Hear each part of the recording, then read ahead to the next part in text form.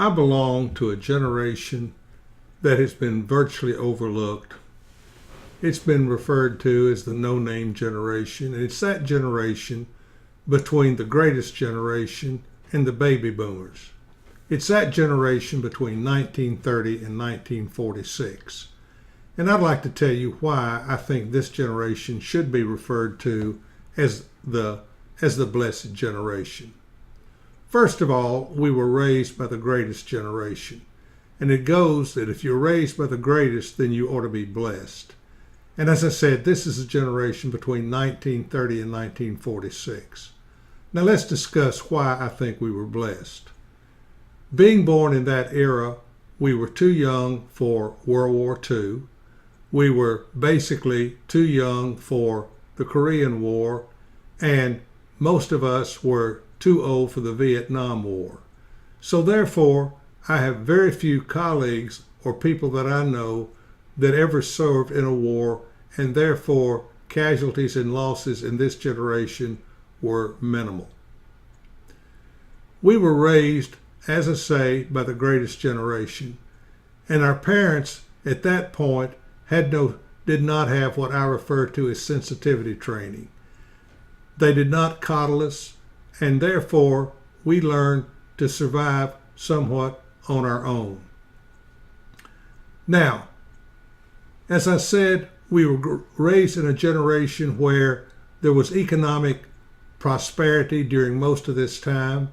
The Depression was in 1929, and there was no other really depression, I think, until the early 1970s, 74. So what that meant is we had the opportunity to accumulate wealth, something that I question whether the latest generation, the millennials, will have an opportunity to do. There was job security. If you worked for a company, there was a retirement plan that assured you a nice retirement, and you often served just one company and didn't go from multiple company to company as happens now. We were raised during the decade of the 1950s, and let's talk about the decade of the 1950s.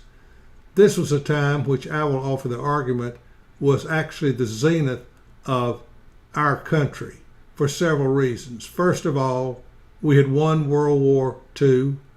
We had the bomb. We were obviously the world's power, and everybody had great respect and admiration for us.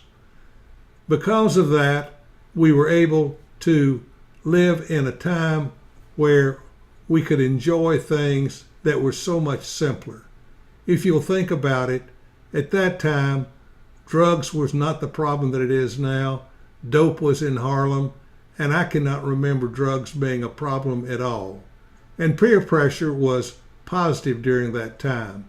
If you were an athlete, you didn't smoke or drink, and if you did, you were somewhat scorned. Unfortunately, in the generation that we live in now, there are various peer groups that are not as positive as those peer groups that we had in the 1950s. And like I say, between the Vietnam War ending and the next 20 years, although the Cold War was going on, we actually lived in a time of peace. But although I talk positively about the 1950s, obviously everything was not ideal. And one of the things that crops up in my mind is the racial inequality and segregation and the negative impact that that had. And now as a mature adult, I really regret the feelings that I had during that time. But I've often said I was an environmental segregationist. Because I grew up in a segregated society, I did not know any different. And as I said earlier, I really regret those feelings. And now I consider myself not a Republican or a Democrat, but a capitalist and a liberal capitalist on that. Because I regret the way that blue-collar workers were not treated fairly and how my black colleagues were treated at that time. And I'm very liberal in my thinking on that. And one of my memories of the 1950s was in my small hometown of Norton, Virginia. In 1951, they put an article in the paper. We were organizing a Little League baseball team. And they asked for people, young men, to come for tryouts. That first day, a young black boy showed up, 12 years old, and as you would think, in that society, the coaches were very befuddled as to what to do. But they took the high ground and put him on a team. He shared that with his community, and ultimately, I guess, 5 or 6 players played on that team. Ultimately, we won the Virginia League Championship and went to Fairmont, West Virginia, where we played in the finals.